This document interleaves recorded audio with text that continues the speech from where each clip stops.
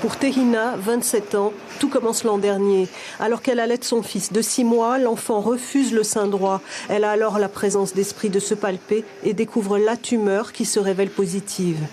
Sur le coup, j'étais choquée, je ne m'attendais pas du tout. J'avais peur, c'était un monde inconnu. Puis après, j'ai accepté. Comme chaque mère, on a envie de voir nos enfants grandir. Donc c'est ça qui a été ma force. Et voilà, je me suis transformée en superwoman. Aujourd'hui, Tehina rencontre l'oncologue pour sa consultation avant sa séance de chimiothérapie. Comment ça s'est passé pour vous depuis la dernière chimiothérapie ?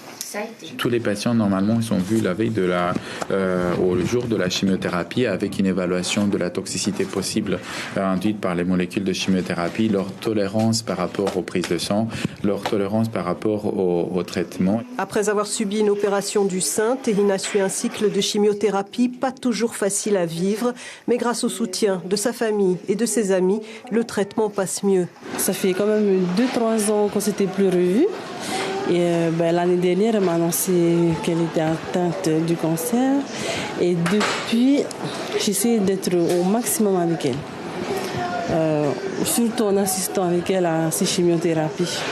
Un dépistage précoce par le biais d'une mammographie permettra une meilleure prise en charge, un traitement moins lourd, voire une éventuelle guérison. Généralement, il n'y a pratiquement pas de chimiothérapie. Donc le traitement, il est très court. Donc très rapide, moins d'effets secondaires et l'espérance de vie est plus importante. C'est la raison pour laquelle on essaie de renouveler tous les ans, donc Octobre Rose, pour sensibiliser les femmes.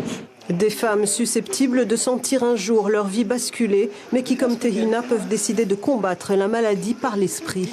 J'ai toujours été quelqu'un de coquette, je continuerai à être coquette, comme vous voyez. Ah oui, il y a des solutions à tout.